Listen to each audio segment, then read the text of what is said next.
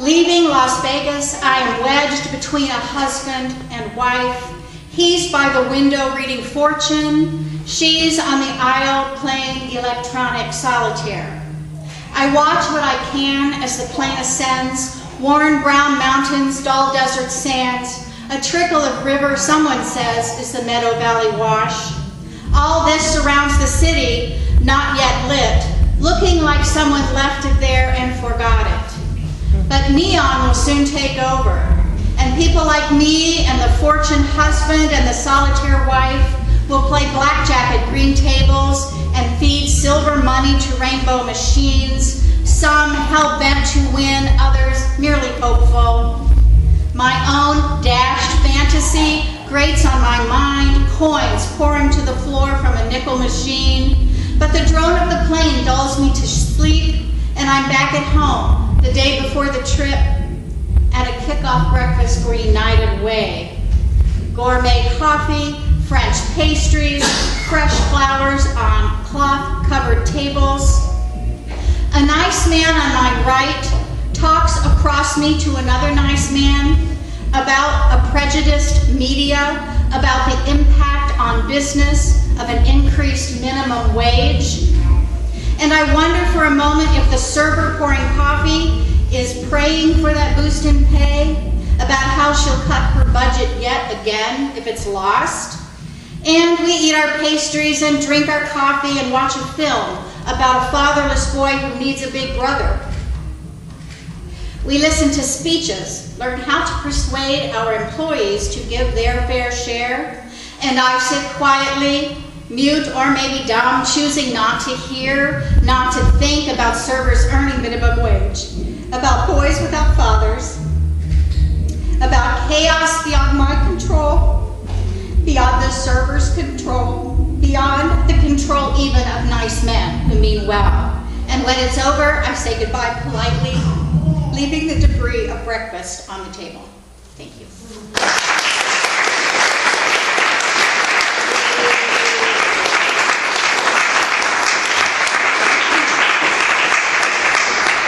So this is a childhood memory, not a very nice one, but a childhood memory called On My Honor.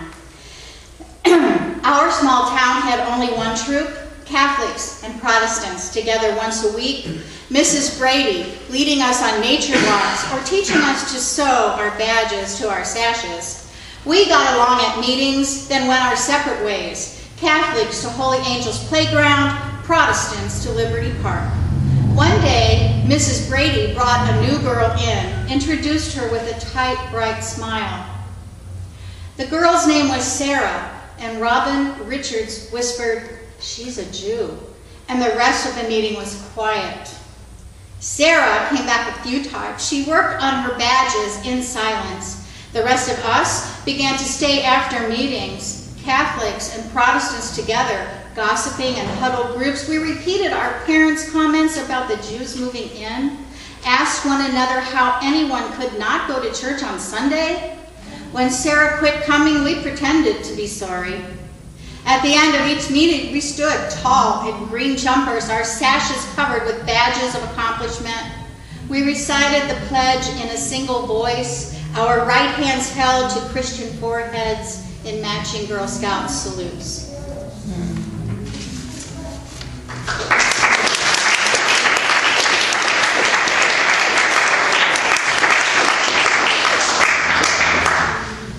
I think I'll read a book when I lighten it up a little.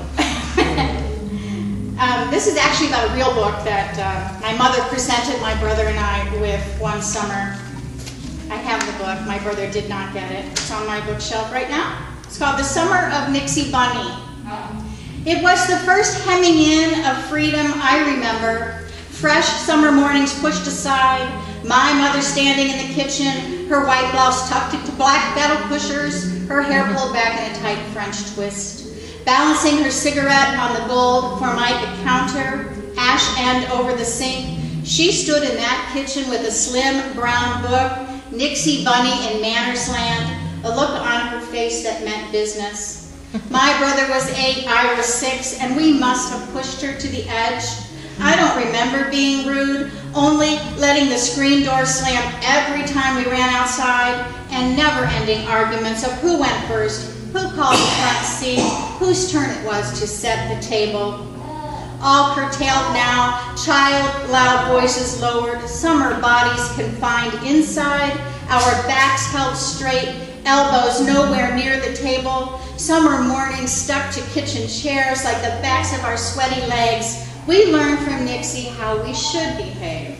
We mimicked Nixie's movements, smoothed napkins on our laps, asked politely for the salt. I couldn't wait for the lessons to end, to follow my brother outside, slamming the door the same as ever, to sail higher and higher in the red metal swing. Couldn't wait that summer to leave my mother standing below, watching me from behind the screen, her cigarette in one hand, that book in the other, while I soared above the neighbor's backyard singing Davy Crockett, King of the Wild Frontier.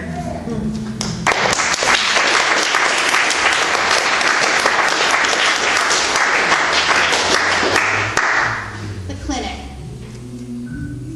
They installed the sign the day before it opened. After weeks of demolition, months of reconstruction, all the neighbors speculating what was moving in. Now women, mostly young, walk there from the bus stop on the corner or park old cars on the curb, sometimes with their mothers or a friend, almost never with a boy or man, mostly alone. The first Friday of each month, they push through picket lines. Look inside some winter afternoon as dark as night. See the glare of overhead lights. See the rooms with closed doors down a long hall. See the gray paint on the walls, gray tiles on the floor, the stained glass coffee pot at the edge of the counter. Watch a girl sit on a cold plastic chair, turn pages of People or Star, wait for her name to be called.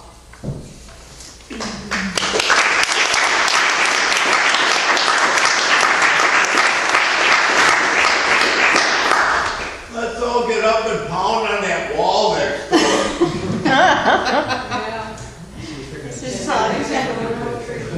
The Beatles are your backup. I like the Beatles. That's my era.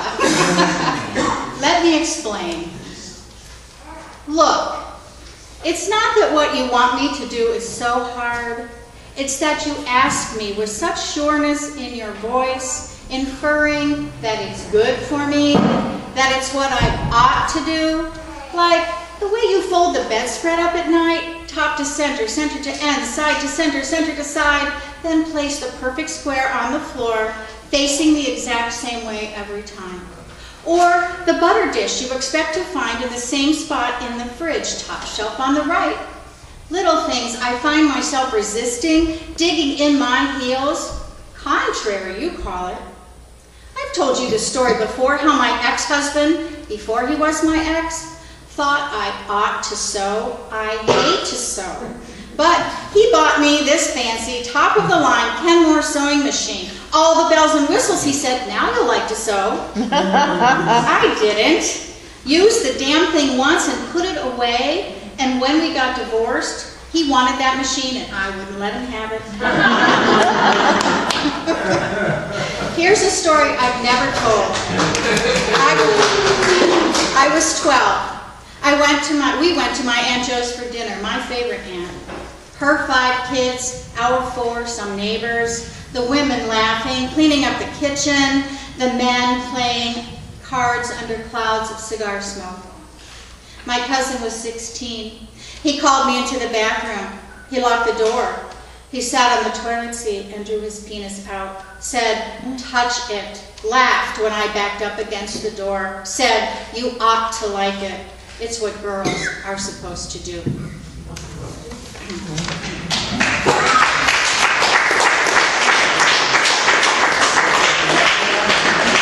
And I will close with a poem that I teach at Carthage as well as direct the Writing Center, and a few years ago my students read Brave New World, which kind of goes with the Fahrenheit 451 thing, and so I had my students write their perfect world poems, and I figured out myself. I don't usually try to do the assignments I give my students. So this is my Brave New World poem, and it's called, In My Brave New World, you would fight with words, not guns. Men and women would sit at round tables, talk with each other, figure things out.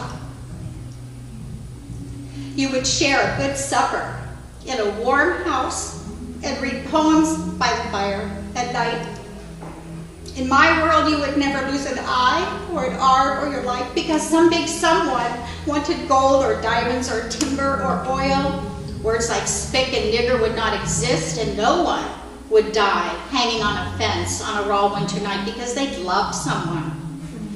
In my world, you could love your country but not everything it does and still be called a patriot. You could call God Allah or Yahweh or Jesus or Vishnu or Buddha. You could call God he or she or hopscotch and it wouldn't matter. In my perfect world, you would never count dollars when people needed help, and abused children would be an oxymoron. Evil witches and scary monsters would stay in stories and songs where they belong. In that world, I would always have a child to read to, one to play Yahtzee with, and one to sing to sleep in a soft little chair. In my small world, the one I share with you, we'd paint the kitchen yellow together, and neither of us would tell the other how it should be done. We'd never bicker, but every now and then, we'd have a fight so big, we'd spend the day and all the night making up. Thank you.